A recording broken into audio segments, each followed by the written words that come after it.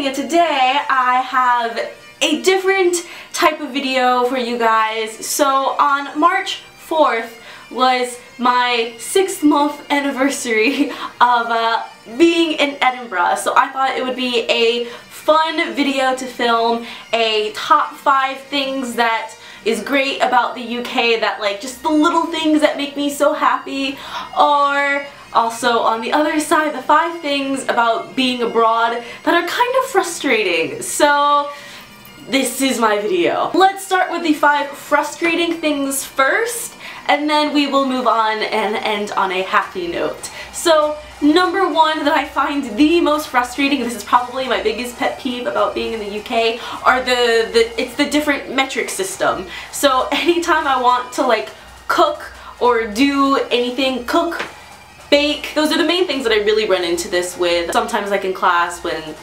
like there's different just things that we would say like feet or yards versus meters, and it's just have to switch my brain. Back to cooking and baking, that's one of my things that is just so frustrating in a sense because everything here is in like grams. I'm used to cups, and so like if I find a recipe online, most of the time it's in cups or something like that, and so then I have to convert it from cups to grams. Number 2 is the weather. In Edinburgh there are some beautiful gorgeous days. Today is one of those days. However, there are definitely days that it is, or weeks, that it is just dark and rainy and cold, and on those days I don't want to leave bed, but I kind of have to. For instance, the sun would rise at about like 8 o'clock-ish is when it would kind of start rising, and then it would start setting again around 3:30. So I like to wake up with the sun and go to bed when it's dark, and the waking up thing when it was still dark was so hard, but it's a lot better now, so that makes me really happy. Number 3 is the NHS.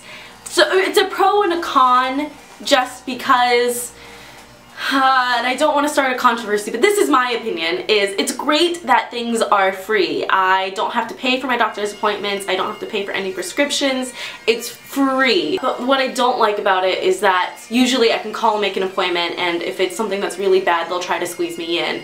Versus like, I know a few people here who've had something that I think they should get checked out that day, because it's really bad, or like they're just really uncomfortable or crying and they don't have another appointment for 2 to 3 days, and that also kind of happened to me. So yes, it's you have to wait, but it's free. Pros and cons. Number 4, I haven't really experienced this yet, but a lot of the cars here are manual instead of automatic, and a lot of cars in the US are automatic. And so first of all, like there's 3 pedals in the cars here for manual, like that just blew my mind. But it's one of those things to where if I wanted to rent a car and go somewhere, I have to make sure I get the automatic because I have no idea how to use a clutch, and it's not like frustrating, but it's definitely something that, you know, if I want to rent a car and go somewhere, I have to take those factors in consideration. And number 5 is that everything closes early. Most of the times shops and stuff close around like 5, 6, so you have to make sure that you get there on time. Sundays, it depends upon what shops might be closed, or they might just open super late, so definitely getting into the mindset of if I want to go and get groceries, or if I want to go and do things, I should go now before the shop closes type thing. And now let's do the top 5 things that I really enjoy about living abroad. And some of these are really small and minuscule, but they make me so happy, and I don't even know why. So number 1 is public transportation. As I mentioned in kind of the cons, is that everything is kind of manual here. But I don't really have to worry about that so much because there is such great transportation. In Edinburgh especially, the bus systems are really nice and really good. And then when I traveled in London, the tube was like easy-ish to figure out. And you know, it's just public transportation here is a lot better. I can take a train from Scotland down to London, and there's just a lot of options that you can do via public transportation. Number 2 is the chocolate here.